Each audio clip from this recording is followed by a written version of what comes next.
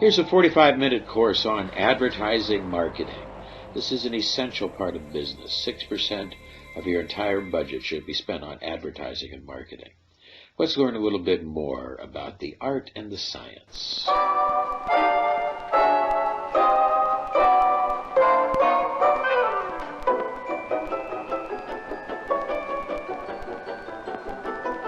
Hi everybody, meet Timmy. Today, Timmy's going to learn about psychology and advertising. Psychology has always been an essential component of advertising. Advertising's main functions are to inform, persuade, and influence. Today, we'll be focusing on persuasion. One of the most widely accepted models of persuasion that is often associated with advertising is the elaboration likelihood model. The elaboration likelihood model, otherwise known as the ELM, is the theory identifying two ways a communication can be persuasive: the central route or peripheral route. The route which is taken is dependent upon the abilities of processing and the motivation of the receiver. That's you, Timmy. Let's spell it out for you, Timmy. Here is the central route. This is a direct route of persuasion that appeals to logic and involves a great deal of thought. The central route is associated with high involvement. Involvement is how much time, energy, and other resources you are willing to put into the process. How much attention do you want to put into it, Timmy?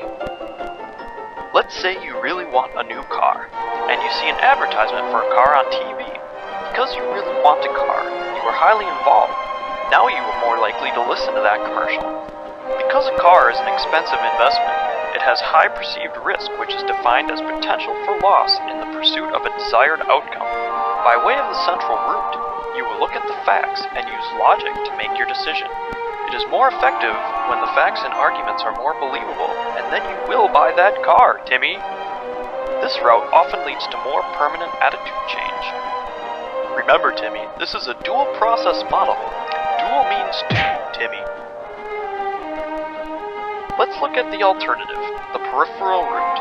In this route, the receiver, that's still you, Timmy, does not think carefully about a communication and is influenced instead by superficial cues. Examples of these cues or gimmicks include an emotional story, bright colors, sappy music, or an attractive speaker. Low involvement is associated with the peripheral route because the message content becomes relatively unimportant and ignored. The results of the peripheral route are more temporary and subject to change, as these cues play to the senses, emotions, and feelings. Yes, that's right, Timmy. Feelings. And now a word from our sponsors. Today's program is brought to you by Colors. Colors, colors, colors, the most important and effective aspect of advertising. Psychologists report that color impression can account for 60 to 70% of consumer reaction. Let's meet the colors. First up is red. Red increases blood pressure, heart rate, appetite, grabs attention, and stimulates quick decision making. Meet pink. Pink is associated with sweetness and is often used in the sales of candy and pastries. And then there's orange. Orange causes people to feel energetic and is often found in fast food restaurants. Prolonged exposure to orange can make one become very aggressive. Up next is yellow. Yellow is the first color processed by the human eye, so it is often used to draw attention. Say hi to green. Green is a relaxing color often found in hospitals. In the current trend to go green, it often represents things which are environmentally friendly and natural. Let's welcome blue. Blue is the most popular, favorite color among adults. It is often used to sell jewelry and is the color of loyalty. Blue can also add a nauseating effect to food. Purple, come on down! Purple is one of the most difficult colors to produce. It is often associated with the royal, rich, and luxurious. And next we have brown. Brown is favored by men over women and often used to represent that which is natural and of the earth. Brown represents solidity and strength. And here comes black. Black represents power, sophistication, and formality. It's used to make other colors pop and a preferred color for type for increased readability. And finally there's white. White represents cleanliness and purity to many people. White can also imply simplicity, newness, and high technology. And next time you need to advertise, remember what colors can do for you. And now back to Timmy and his feelings. You see, Timmy, your feelings have a huge impact on how you're persuaded and how you spend your money. The ultimate goal of advertising. Feelings can also be referred to as affect. Affect occurs rapidly and involuntarily in response to a stimulus, like advertising. There is positive affect, such as joy, hope, or pleasure, and negative affect, like anger, fear, and shame. These strongly shape your behavior and risk perception, Timmy. And did you know advertisers often rely on the affect heuristic to predict how you might respond to an advertisement, as well as your corresponding behavior? Well, Timmy, I sense your confusion. Let me define that for you. The affect heuristic refers to decisions that are determined by affective considerations, such as our feelings of like and dislike, or good and bad. It basically works like this, Timmy. If a stimulus arouses a negative effect, the receiver, haha, yes, Timmy, that's still you, will perceive the risks as higher and the benefits potentially lower. Conversely, if the stimulus yields a positive effect in the receiver, Timmy here will judge the related risks as low and the benefits higher, and increase the chances you will buy the product. This is why advertisements often contain positively charged emotional images and slogans, as well as the basic factual information. The amalgamation of these elements work through the central and peripheral routes. Do you see that, Timmy? How I brought that back around? And that is how psychology in advertising works. Since we've come full circle, it seems it's time to say goodbye for today. Say goodbye, Timmy, and join us next time to find out what else Timmy can learn.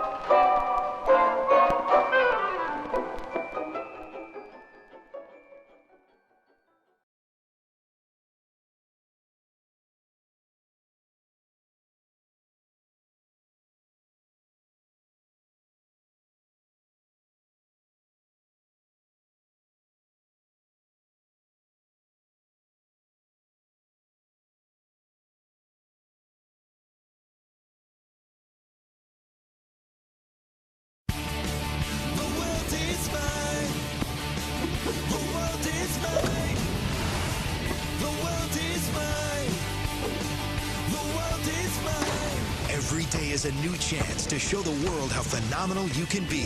Start today with the confidence you get from Gillette Fusion Power Phenom. Fusion Power soothing micropulses help you reduce friction so you barely feel the blades. Try the world's most comfortable shave, Fusion Power. The best a man can get.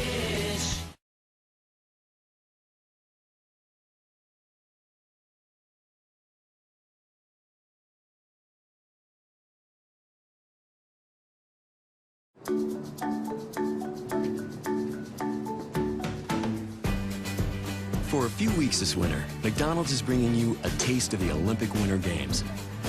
With the new sweet chili sauce, the latest sweet and spicy way to dip, dunk, and devour Chicken McNuggets made with white meat chicken. The very same sauce enjoyed at the Olympic Village. Hey.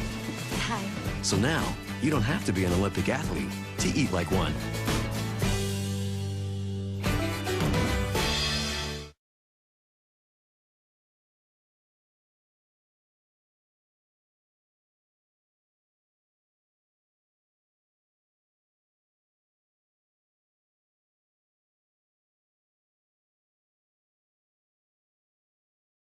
New 5 React Gum.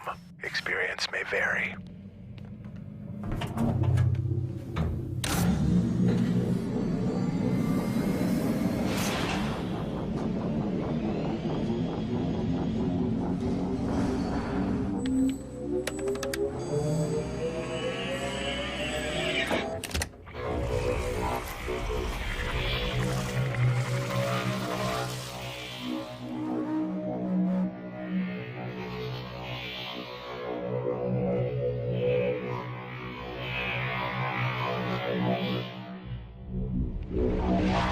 Everyone experiences it differently. New 5 React Gum. Stimulate your senses.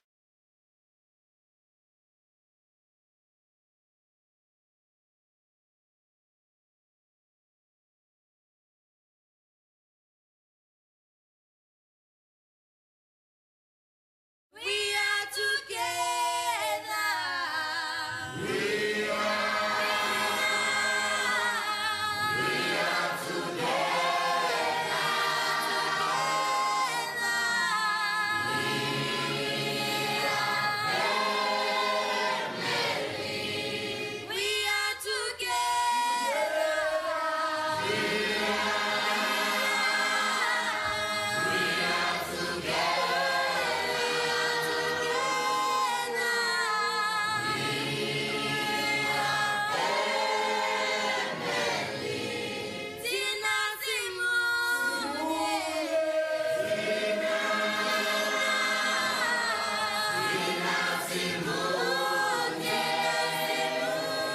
This holiday season, help give kids around the world a chance to play.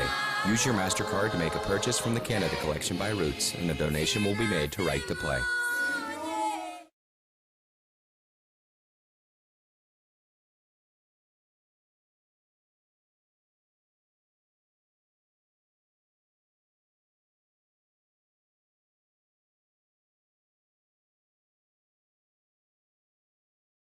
Hello, Anne.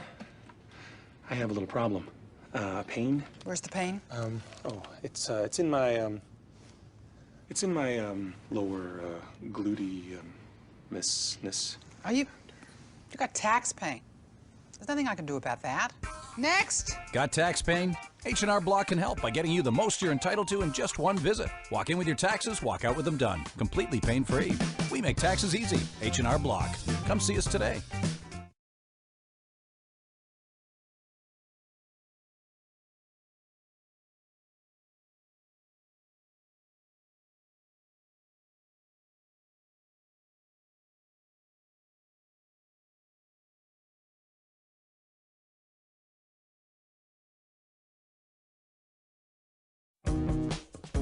The Davis twins are alike in nearly every way, right down to brushing their teeth. So how did only one get gingivitis? Well, more than 1 in 2 Canadians do. That's why I recommend new Crest Pro Health Clinical Gum Protection Toothpaste. It fights plaque at the gum line, helping prevent gingivitis. It's even clinically proven to reverse it in just 4 weeks. And it protects these other areas dentists check most. Looks like the twins are even again. New Crest Pro Health Clinical Toothpaste. Life opens up when you do. And I'm presenting you the 9-minute marketing crash course. Let's get started. What is marketing supposed to do? Well, marketing should capture the attention of your target market. Then give them hope that reading or listening to the ad will give them enough information to facilitate their making the best decision possible when buying whatever you sell. Then give them a specific, low-risk, easy-to-take action that will further facilitate their ability to make a good decision. Bottom line. The ad should make the prospect feel like they would have to be an absolute fool to do business with anybody else but you, regardless of the price. Now I must ask you, does your marketing currently do this? In a world full of crummy marketing and advertising, almost all advertising does a poor job, if not a terrible job, of 1, getting qualified prospects to pay attention, 2, getting those who do pay attention to remain interested, and 3, building any kind of case for why someone would want to even take action. 4, giving a prospect any kind of option other than a buy it now.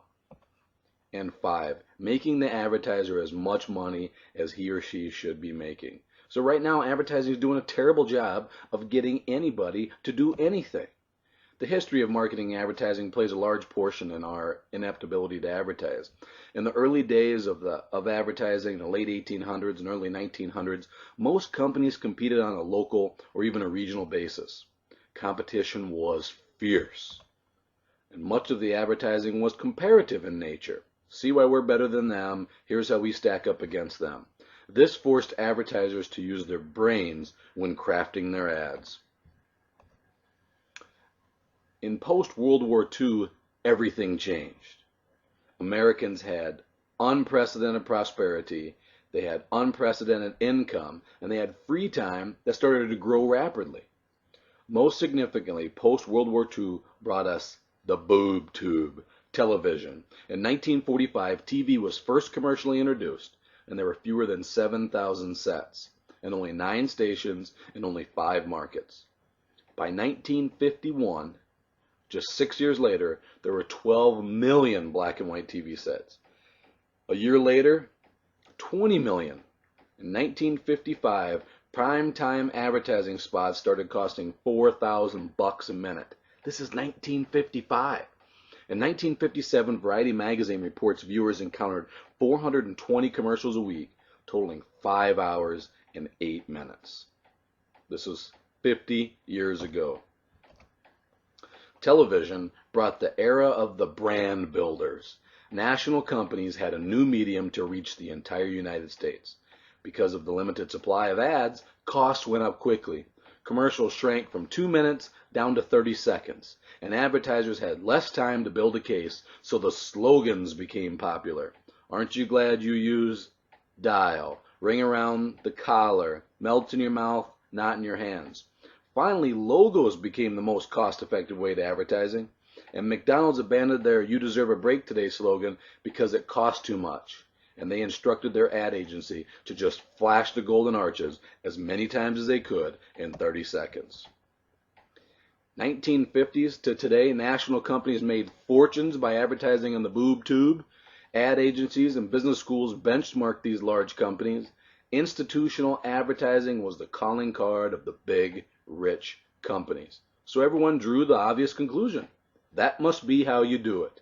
Ad agencies, business schools, and advertisers don't know any other way but this way. The emulation of the Fortune 500 advertising has been going on for well over 40 years now by all sizes of companies. Institutional and menu board style advertising. Huge budgets. Here's some statistics from 1999. Pepsi spent $1.31 billion on advertising. Procter & Gamble, $2.61 billion. McDonald's, $1.13 billion. General Motors, over $4 billion. Coca-Cola had 300,000 billboards, 20,000 walls with their logo painted on it, 5 million soda glasses, 4 million newspaper impressions in 1930. So the symptoms of the brand builder emulation, the focus is primarily on getting attention. There's heavy reliance on design, pictures, and humor, and the ad agency's C&R formula.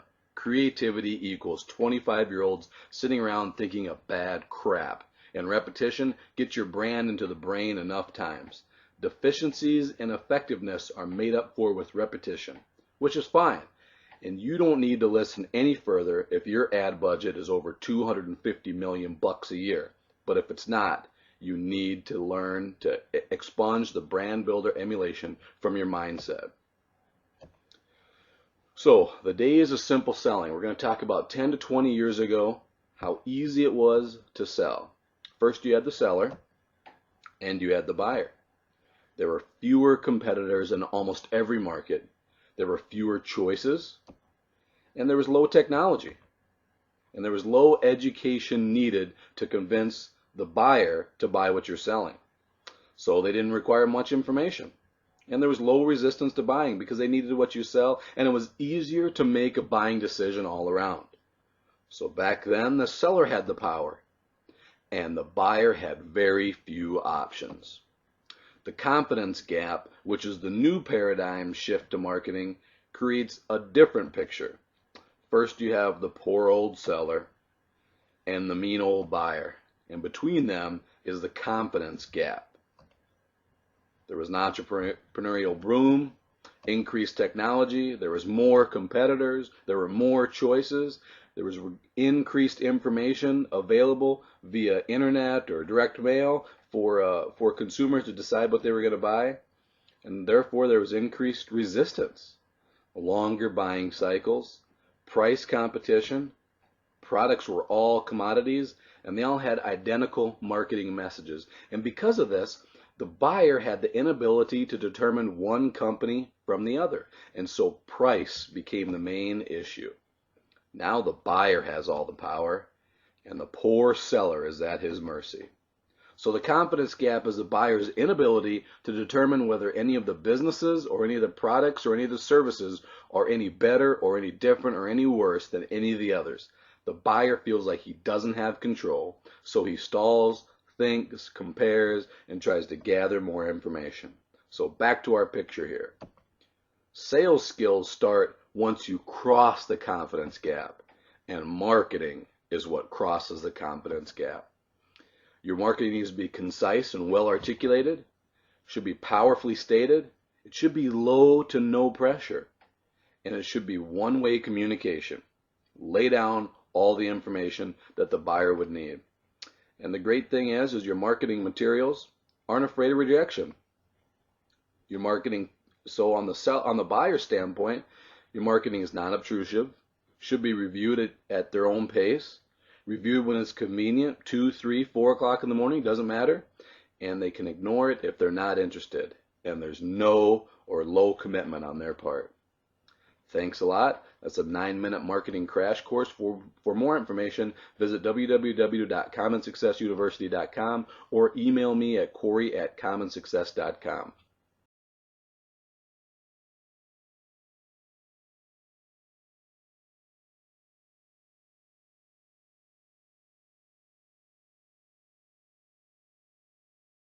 Researchers have been studying the factors that influence us to say yes to the requests of others for over 60 years, and there can be no doubt that there's a science to how we are persuaded, and a lot of this science is surprising. When making a decision, it would be nice to think that people consider all the available information in order to guide their thinking, but the reality is very often different. In the increasingly overloaded lives we lead, more than ever, we need shortcuts or rules of thumb to guide our decision-making. My own research has identified just 6 of these shortcuts as universals that guide human behavior. They are reciprocity, scarcity, authority, consistency, liking, and consensus. Understanding these shortcuts and employing them in an ethical manner can significantly increase the chances that someone will be persuaded by your request. Let's take a closer look at each in turn. So, the first universal principle of influence is reciprocity. Simply put, people are obliged to give back to others the form of behavior, gift, or service that they have received first. If a friend invites you to their party, there's an obligation for you to invite them to a future party you are hosting. If a colleague does you a favor, then you owe that colleague a favor. And in the context of a social obligation, people are more likely to say yes to those that they owe. One of the best demonstrations of the principle of reciprocation comes from a series of studies conducted in restaurants. So the last time you visit a restaurant, there's a good chance that the waiter or waitress will have given you a gift, probably at about the same time that they bring your bill. A liqueur perhaps, or a fortune cookie, or perhaps a simple mint. So here's the question. Does the giving of a mint have any influence over how much tip you're going to leave them? Most people will say no, but that mint can make a surprising difference. In the study, giving diners a single mint at the end of their meal typically increased tips by around 3%. Interestingly, if the gift is doubled and 2 mints are provided, tips don't double. They quadruple, a 14% increase in tips. But perhaps most interestingly of all is the fact that if the waiter provides 1 mint, starts to walk away from the table, but pauses, turns back, and says, "For you nice people, here's an extra mint," tips go through the roof. A 23% increase, influenced not by what was given, but how it was given. So the key to using the principle of reciprocation is to be the first to give and to ensure that what you give is personalized and unexpected. The second universal principle of persuasion is scarcity. Simply put, people want more of those things they can have less of.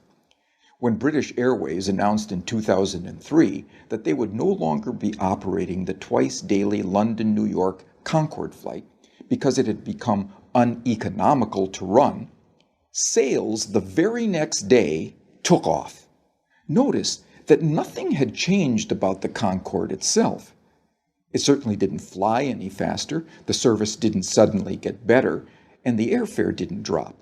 It had simply become a scarce resource, and as a result, people wanted it more. So when it comes to effectively persuading others using the scarcity principle, the science is clear. It's not enough simply to tell people about the benefits they'll gain if they choose your products and services. You'll also need to point out what is unique about your proposition and what they stand to lose if they fail to consider your proposal. Our third principle of influence is the principle of authority, the idea that people follow the lead of credible, knowledgeable experts. Physiotherapists, for example, are able to persuade more of their patients to comply with recommended exercise programs if they display their medical diplomas on the walls of their consulting rooms. People are more likely to give change for a parking meter to a complete stranger if that requester wears a uniform rather than casual clothes. What the science is telling us is that it's important to signal to others what makes you a credible, knowledgeable authority before you make your influence attempt. Of course, this can present problems.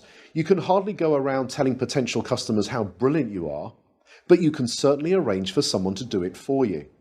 And surprisingly, the science tells us that it doesn't seem to matter if the person who introduces you is not only connected to you, but also likely to prosper from the introduction themselves. One group of real estate agents were able to increase both the number of property appraisals and the number of subsequent contracts that they wrote by arranging for reception staff who answered customer inquiries to first mention their colleagues' credentials and expertise. So, customers interested in letting a property were told, "Lettings? Let me connect you with Sandra, who has over 15 years' experience letting properties in this area." Customers who wanted more information about selling properties were told, "Speak to Peter, our head of sales. He has over 20 years' experience selling properties. I'll put you through now." The impact of this expert introduction led to a 20% rise in the number of appointments and a 15% increase in the number of signed contracts. Not bad for a small change informed from persuasion science that was both ethical and costless to implement. The next principle is consistency. People like to be consistent with the things they have previously said or done. Consistency is activated by looking for and asking for small initial commitments that can be made. In one famous set of studies, researchers found, rather unsurprisingly, that very few people would be willing to erect an unsightly wooden board on their front lawn to support a Drive Safely campaign in their neighborhood. However, in a similar neighborhood close by, 4 times as many homeowners indicated that they would be willing to erect this unsightly billboard. Why? Because 10 days previously, they had agreed to place a small postcard in the front window of their home that signaled their support for a Drive Safely campaign. That small card was the initial commitment that led to a 400% increase in a much bigger but still consistent change. So, when seeking to influence using the consistency principle, the detective of influence looks for voluntary, active, and public commitments, and ideally gets those commitments in writing. For example, one recent study reduced missed appointments at health centers by 18%, simply by asking the patients rather than the staff to write down appointment details on the future appointment card. The fifth principle is the principle of liking. People prefer to say yes to those that they like. But what causes one person to like another? Persuasion science tells us that there are 3 important factors. We like people who are similar to us, we like people who pay us compliments, and we like people who cooperate with us towards mutual goals. As more and more of the interactions that we are having take place online, it might be worth asking whether these factors can be employed effectively in, let's say, online negotiations. In a series of negotiation studies carried out between MBA students at 2 well-known business schools, some groups were told, "Time is money, get straight down to business." In this group, around 55% were able to come to an agreement. A second group, however, were told, "Before you begin negotiating, exchange some personal information with each other. Identify a similarity you share in common, then begin negotiating."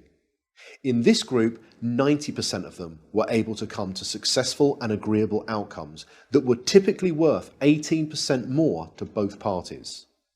So to harness this powerful principle of liking, be sure to look for areas of similarity that you share with others and genuine compliments you could give before you get down to business.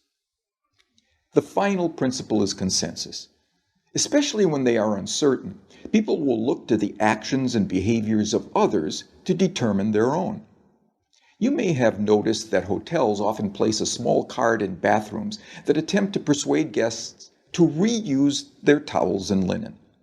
Most do this by drawing a guest's attention to the benefits that reuse can have on environmental protection. It turns out that this is a pretty effective strategy, leading to around 35% compliance. But could there be an even more effective way? Well, it turns out that about 75% of people who check into a hotel for 4 nights or longer will reuse their towels at some point during their stay.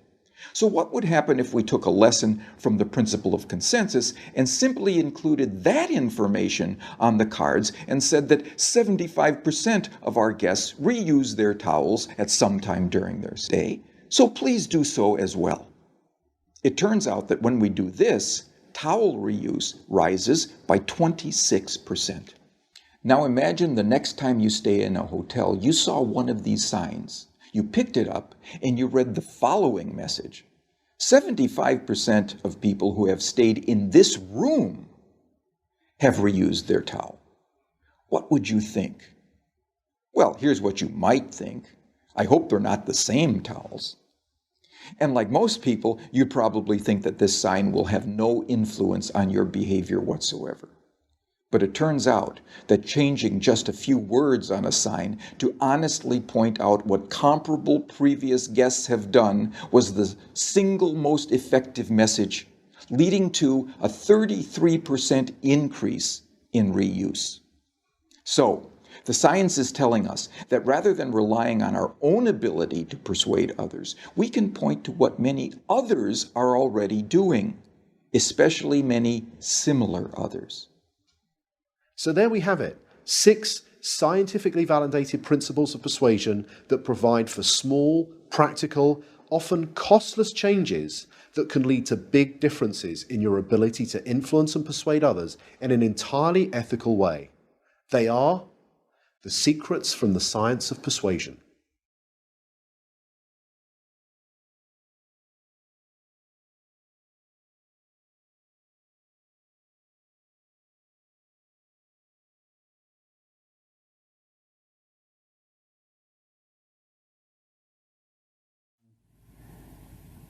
To me, marketing is about values. This is a very complicated world. It's a very noisy world. And we're not going to get a chance to get people to remember much about us. No company is. And so we have to be really clear on what we want them to know about us. Now, Apple, fortunately, is one of the half a dozen best brands in the whole world. Right up there with Nike, Disney, Coke, Sony. It is one of the greats of the greats, not just in this country, but all around the globe. And, but even a great brand needs investment and caring if it's going to retain its relevance and vitality. And the Apple brand has clearly suffered from neglect in this area in the last few years. And we need to bring it back. The way to do that is not to talk about speeds and feeds. It's not to talk about MIPS and megahertz. It's not to talk about why we're better than Windows. The dairy industry tried for 20 years to convince you that milk was good for you. It's a lie, but they tried anyway. And the sales were going like this. And then they tried Got Milk, and the sales are going like this. Got Milk doesn't even talk about the product. Matter of fact, it focuses on the absence of the product. But the best example of all, and one of the greatest jobs of marketing the universe has ever seen is Nike. Remember, Nike sells a commodity. They sell shoes. And yet, when you think of Nike, you feel something different than a shoe company. In their ads, as you know, they don't ever talk about the product. They don't ever tell you about their air soles and why they're better than Reebok's air soles. What does Nike do in their advertising? They honor great athletes and they honor great athletics. That's who they are. That's what they are about. Apple spends a fortune on advertising. You'd never know it. You'd never know it. So, when I got here, Apple just fired their agency. We were doing a competition with 23 agencies that, 4 years from now would pick one. And we blew that up, and we hired Chiat, the ad agency that I was fortunate enough to work with years ago. We created some award-winning work, including the commercial voted the best ad ever made in 1984 by advertising professionals. And we started working about 8 weeks ago. And the question we asked was, our customers want to know who is Apple and what is it that we stand for? Where do we fit in this world? And what we're about isn't making boxes for people to get their jobs done, although we do that well. We do that better than almost anybody in some cases. But Apple's about something more than that. Apple, at the core, its core value, is that we believe that people with passion can change the world for the better. That's what we believe. And we've had the opportunity to work with people like that. We've had an opportunity to work with people like you, with software developers, with customers who have done it in some big and some small ways. And we believe that in this world, people can change it for the better. And that those people that are crazy enough to think they can change the world are the ones that actually do. And so what we're going to do in our first brand marketing campaign in several years is to get back to that core value. A lot of things have changed. The market's a totally different place than it was a decade ago. And Apple's totally different, and Apple's place in it is totally different. And believe me, the products and the distribution strategy and the manufacturing are totally different, and we understand that. But values and core values, those things shouldn't change. The things that Apple believed in at its core are the same things that Apple really stands for today. And so we wanted to find a way to communicate this. And what we have is something that I'm very moved by. It honors those people who have changed the world. Some of them are living, some of them are not. But the ones that aren't, as you'll see, you know that if they'd ever used a computer, it would have been a Mac. And the theme of the campaign is Think Different. It's the people, honoring the people who think different and who move this world forward. And it is what we are about. It touches the soul of this company. So I'm going to go ahead and roll it, and I hope that you feel the same way about it I do.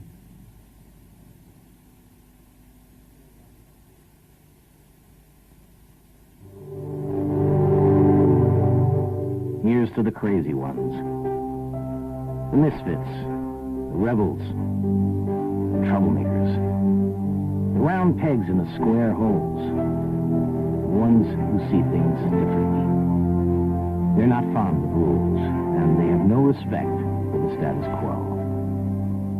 You can quote them, disagree with them, glorify or vilify them, but the only thing you can't do is ignore them.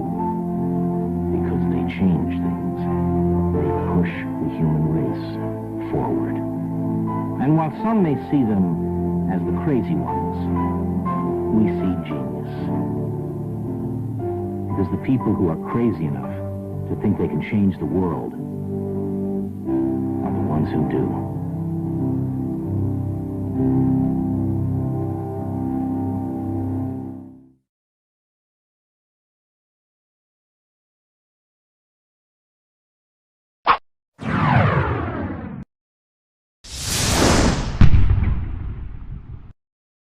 Does advertising really work? U.S. companies spend around $170 billion on advertising yearly, so they seem to think it does. Successful advertising uses a variety of tricks and techniques to influence the consumer. They evoke positive memories and emotions that affect our behavior over time and prompt us to buy something at a later date. Marketing needs to reach the subconscious levels of the brain in order for it to work. People don't like to think that they are easily influenced.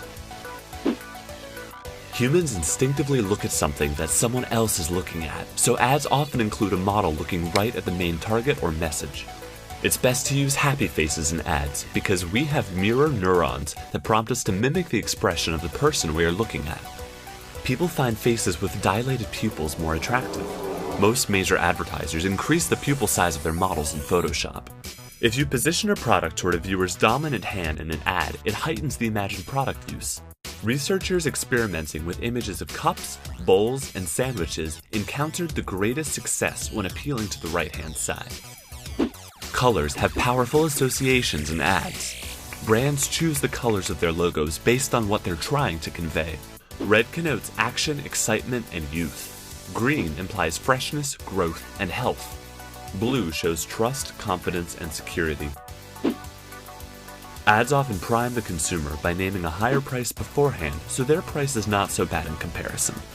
To persuade the consumer that their product is superior, advertisers use techniques like the weasel claim. It's vague and ambiguous but sounds true enough that consumers believe the claim. The unfinished claim, which argues that the product is better or has more of something but does not finish the comparison. The endorsement or testimonial, where a celebrity or authority claims to use the product when they often don't. In the 70s, Miller Lite commercials featured sports legends and celebrities, and their beer sales increased from 7 million barrels to 31 million. And the rhetorical question, which demands a response in such a way that validates the product's merits. After the launch of Got Milk, sales of milk in California rose 7% in just 1 year. So what do you think? Got brainwashed?